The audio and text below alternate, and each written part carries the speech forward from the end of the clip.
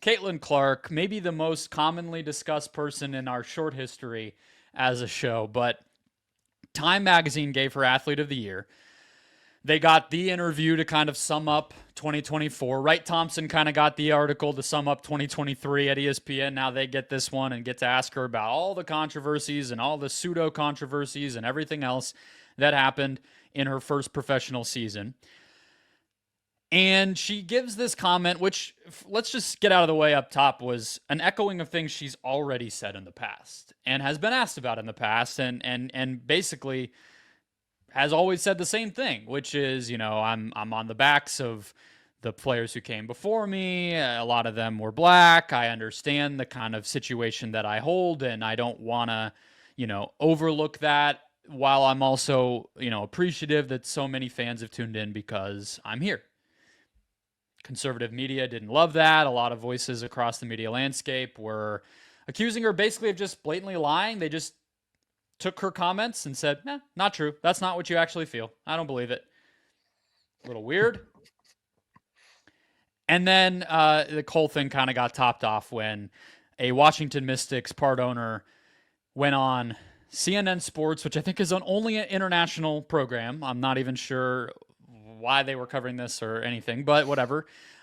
She said that the whole league actually should have gotten the award, and brought us right back to the beginning of the conversation we were having in April about how much credit Caitlin Clark should get for the growth of the league and all the same stuff that we talked about with Lindsay Darkangelo a couple months back, and that we've all been talking about this whole year. So there are some interesting elements to this, Ben, but really I'm just disappointed that we cannot move forward as a society and establish points of fact about Caitlin Clark and then go from there. It kind of puts into perspective how great she is at dealing with the media, right? Because she could also say some of these things in a way that comes off patronizing to her colleagues in the league. And she really says things that are airtight that you can't even really pick apart, to the point that, people just have to say she's lying. It's like, okay, well, what are we even doing here? Like, what's the point of any of this if the response is going to be like, oh, well, that's not what she really meant. Like, at some point you have to take people at their word. And so here's the most reasonable take that I saw on this. I didn't fully agree with it, but I think it's one that we can actually dissect a little bit, was from Ethan Sherwood Strauss, where he kind of took the commentary on maybe both sides of the, race debate and everything else. And basically his idea of why people were maybe not willing to take her at her word, or just doubted that she actually felt what she was saying, is because there were these other comments, and obviously her action on the court and her FU attitude on the court runs counter to this kind of playing nice, kind of PR spun quotables that she gave in this. I can understand that idea, but that feels honestly like what we've done with this girl for the entire time she's been famous, which is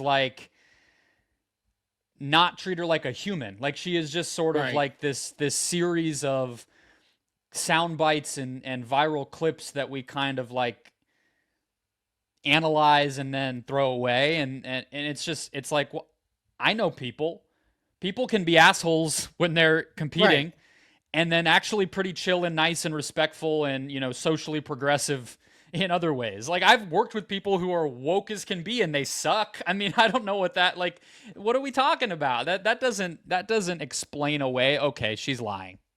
Yeah, They're both true. They both can be true. I didn't read Ethan's piece. I'm in a Cold War with Substack, so I don't want to comment too much on that. But I have an update on the Cold War. Ethan and I were able to connect. We're fine.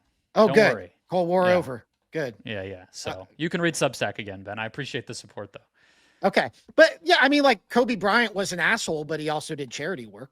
So I don't, on the court, exactly. He was an asshole. So exactly. I don't know. I like it. So this is just going to be it with Caitlin Clark, right? Every time she says something, it's going to turn into news on Outkick, and it's going to be a thing. Like, I just don't that's this true. is exhausting. Yes. It's exhausting. And the answer to your question is yes. But the part that I just am just infuriated by is that the league, whether it's this owner or it is anyone else, they're all well within their rights to have an opinion. I'm not saying get in line and stop talking, but what I'm saying is like,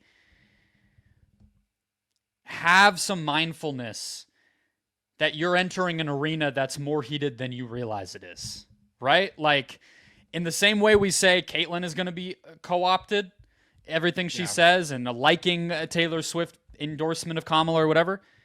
When Asia Wilson says this whole thing is about race and she's more popular than me because she's white, that's going to be co-opted. When an owner says, let's all give participation trophies for Time Athlete of the Year, people are going to laugh at you and decide that that's what the whole league thinks. You got to be aware, even if you feel something, you're allowed to say it, but it's going to be used against you. And it feels like Caitlyn maybe has that figured out because she's the center of it more than a lot of these other people do. And that's the part.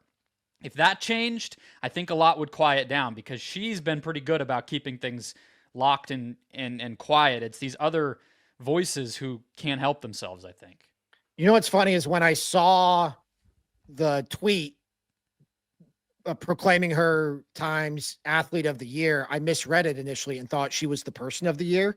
And I had known it was coming out soon. So I was kind of already in that mindset and I forgot they do an Athlete of the Year. I think they've only been doing that a few years now, but like, and I didn't really bat an eye, like, which is kind of crazy in retrospect because Donald Trump wound up. Yeah, I was going to say they went with someone far less controversial for Person of the Year. Seriously, still written about by the same websites, but I don't like. I didn't bat an eye. I guess that's just like how like sports media pilled I am by this point. And we do our own sports media Person of the Year, and it wound up being Tom Brady.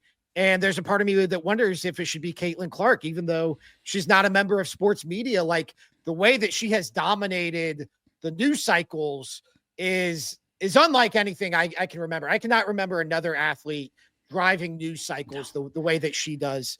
I mean, Athlete of the Year, there's no one else you could have picked. Right. Well, to the point that her greatness on the court has become an afterthought, that she just had this historic rookie season that didn't only live up to unprecedented hype, but exceeded it. And that's become an afterthought in this entire conversation. Because we all just figured it would happen, right? It's like, yeah, that too. Figures. Yeah. That too. Yeah. Well, I also think there were a lot of people hoping that she wouldn't. And so like, it's like, how do we move the goalposts now? Like what can we focus on? Let's ignore that whole thing. Yeah. So I think that's a part of it too, but yeah, it's nuts. Hopefully for her sake and all of ours, she lays low throughout the winter until the season begins again in the spring. Or not. No more college basketball championships for her to win or records for her to break.